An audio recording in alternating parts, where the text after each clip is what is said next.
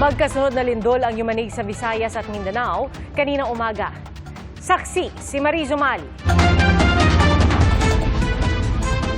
Grabe crack mga dudere, no? Ganito karami at kahaba ang mga bitak sa kalsada sa Barangay Himayangan sa bayan ng Liloan, Southern Leyte. Umangat din ang ilang bahagi ng daan. Grabe. Sa Barangay Tabugon, bumagsak at humambalang naman sa kalsada ang mga naglalakihang bato. Mabuti na lang at walang natama ang sasakyan o residente. Pasado alas 7:30 ng umaga kanina nang tumama ang magnitude 5.8 na lindol sa Southern Leyte. Ang lakas ng pagyanig umabot hanggang intensity 6 na naramdaman sa bayan ng San Francisco kung saan din naitala ang epicentro. Doon mababaka sa bahagi ng ilang kalsada na nagbitak at nadurog ang lakas ng lindol. Wasak din ang pader ng ilang bahay. May mga nakita ring debris sa loob ng isang paaralan at lumaylay na bahagi ng isa pang gusali. Ang pagyanig ramdam din sa iba pang bahagi ng Visayas at umabot pati sa Surigao del Norte sa Mindanao.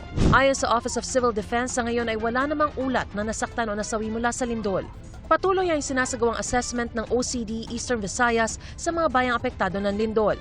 4 na oras lang ang lumipas, sunod na niyanig ng malakas na lindol ang Zamboanga del Norte. Ang naitalang lakas ng lindol, magnitude 5.4. Nagkaroon ng malalaking bitak ang pader ng isang classroom sa bayan ng Siocon.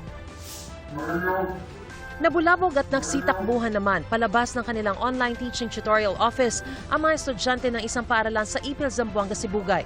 Sa mga bayan ng Siocon at Ipil na itala ng PHIVOLCS ang Intensity 5. Nagsilabasan din para pumunta sa open space ang mga estudyante ng Western Mindanao State University sa Zamboanga City.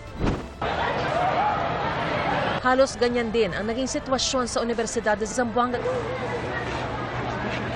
May ilang estudyante namang nahilo. Pinauwi na ang mga estudyante ng ilang paaralan sa Zamboanga City dahil sa posibleng aftershocks. Pansamantala ring lumabas sa gusali ang mga empleyado ng Zamboanga City Hall. Dahil halos magkapareho ang magnitude at ilang oras lang ang pagitan, ang tanong, konektado ba ang dalawang lindol na ito? Kaiba po yung strukturang gumalaw. Yung sa Leyte po, ito po ay posibleng may kinalaman po dito yung local active fault. Sa Zamboanga naman po, ibang din pong active faults ang nag-cause ng paggalaw. Hindi rin naman daw kinailangan maglabas ng tsunami warning ng PHIVOLCS sa parehong insidente. Ito, ang mahalaga po pa rin dito ay yung paghahanda. So yun po yung mga poorly built, tsaka po yung mga gumagamit ng mga substandard materials. O kaya po yung mga old structures na rin. So maganda po na masuri natin yung mga structures sa may hina para po magawa ng paraan. Kailangan ba itong i-retrofit? Kailangan ba itong i-abandon? Para po maiwasan. Para sa GMA Integrated News, Mariz Umali ang inyong saksi. Mga kapuso, maging una sa saksi. Mag-subscribe sa GMA Integrated News sa YouTube para sa iba't ibang balita.